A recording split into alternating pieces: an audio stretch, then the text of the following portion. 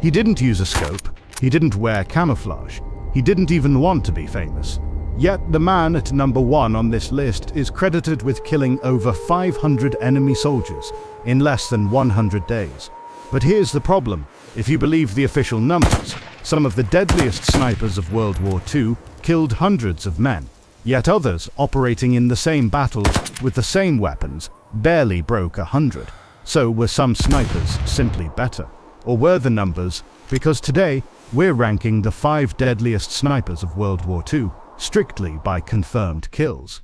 But for each one, we're also pulling back the curtain, questioning the propaganda, and exposing the parts of the story you were never meant to hear. And trust me, by the time we reach number 1, the official number won't even matter anymore. 5. Ivan Sidorenko. The man who taught death. Officially, Ivan Sidorenko sits at the bottom of this list. Around 300 confirmed kills. Respectable, deadly, but unremarkable compared to what's coming. That's the official story. But the battlefield didn't see him that way. Sidorenko wasn't famous for dramatic duels or heroic last stands. He was known for something far more terrifying: discipline. He would crawl into position before dawn, lie motionless for hours, sometimes days. No shots fired. Then, suddenly, 2 kills, 3, and then silence again. But Sidorenko's real legacy wasn't the bodies he left behind, it was the ones he created. By the end of the war, he had trained hundreds of Soviet snipers, young men sent into the ruins with rifles and lessons that often came too late.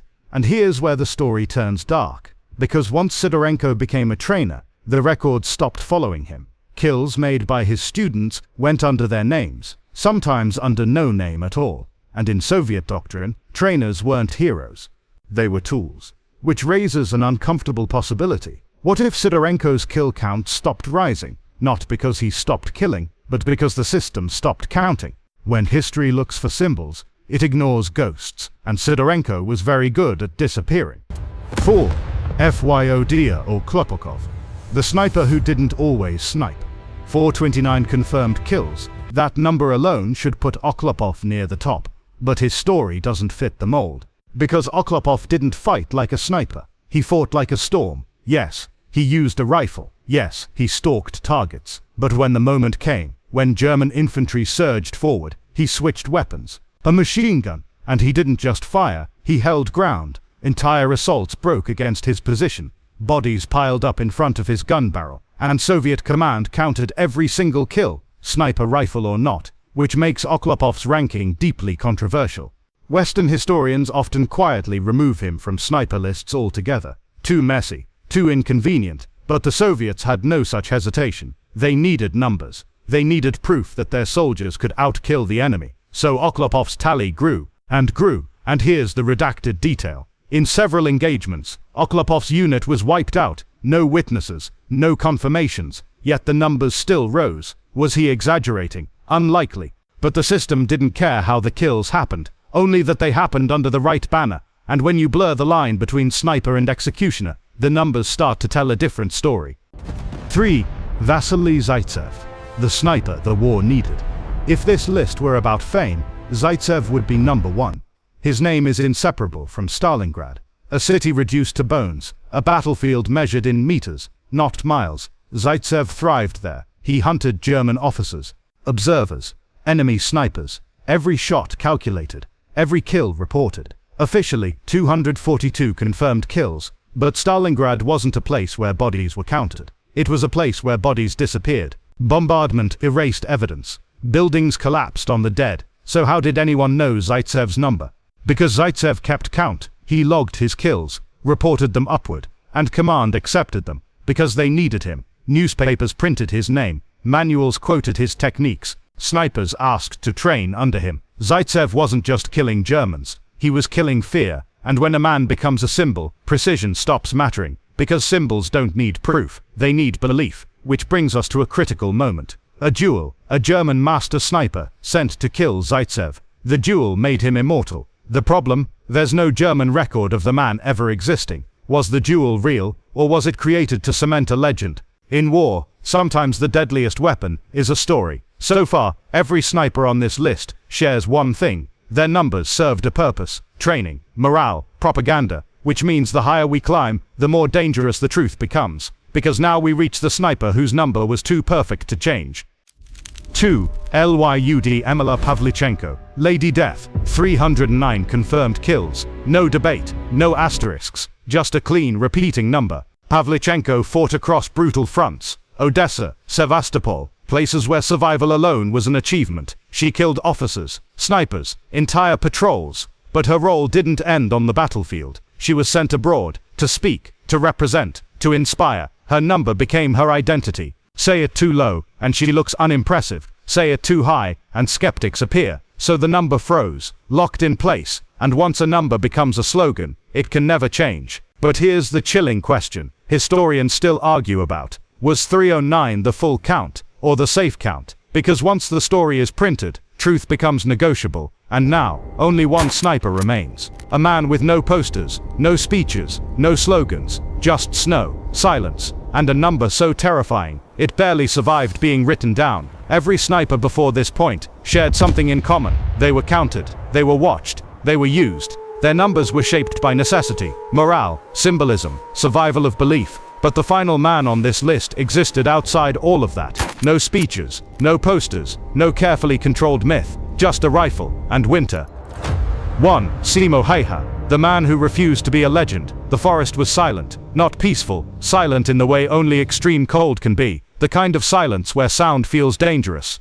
Somewhere in that white emptiness, Soviet soldiers advanced in single file. Frost clung to their coats, breath puffed into the air like signal flares. They didn't know it yet, but they were already dead. The conditions. The Winter War was not a fair fight. The Soviet Union invaded Finland with overwhelming numbers, tanks, artillery, entire divisions. Finland responded with ski troops, bolt-action rifles, and men who knew the land. Simo Heiha was one of them, a farmer, a hunter, a man who had spent his life tracking animals that didn't want to be found, which made him something the Red Army had no answer for: the method. Heiha didn't use a scope, not because he lacked one, but because he understood something most snipers ignored. Scopes glint. Even the smallest reflection can betray a position. So he used iron sights, closer range, slower shots, but absolute certainty. He packed snow into his mouth so his breath wouldn't fog the air. He compressed the snow in front of his rifle so muzzle blast wouldn't reveal him. He wore plain white, no patterns, no contrast. And then he waited, hours, days, sometimes without firing a single shot, because patience kills more men than bullets. The fear.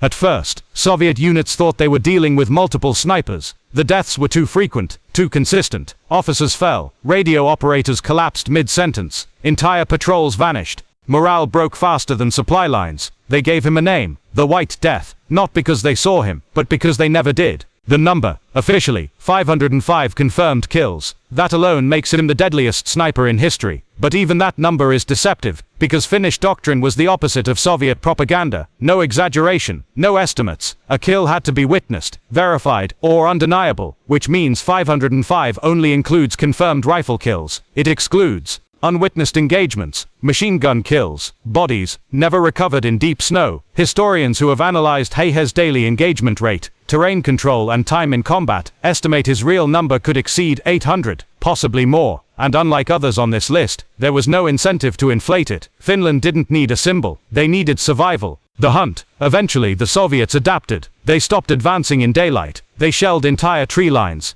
They sent counter-snipers. Nothing worked. So they changed tactics. If they couldn't find him, they would erase the forest. Artillery rained down, explosions turned snow into smoke, and then one day it happened. A single bullet, explosive ammunition, it struck Heiha in the face. His jaw shattered, his body collapsed into the snow. The White Death was gone. The aftermath. Heiha was evacuated unconscious. When he woke up, the war was ending. He had survived. But the man who emerged was not the same. His face was permanently damaged. He spoke little. He avoided attention. When asked about his kills later in life, he gave the same answer every time: I did what I was told. No pride, no boasting, just duty. Compare that to everyone else on this list. Zaitsev became a legend during the war. Pavlichenko became a symbol after it. Others were shaped, counted, and repurposed. Heiha rejected all of it, which makes his story more terrifying. Because without propaganda, without inflation, without myth building, he still stands alone. The final question: so who was the deadliest sniper of World War II? The one with the highest official number, or the one whose number survived honesty? Because history remembers heroes differently depending on who's doing the counting. The Soviets counted for belief, the Finns counted for accuracy, and somewhere between those two systems, truth gets buried, sometimes under rubble, sometimes under snow. The most dangerous sniper of World War II didn't seek fame, he didn't seek numbers, he didn't even seek revenge, he sought stillness, and in that stillness, hundreds of men walked forward, never knowing they were already dead.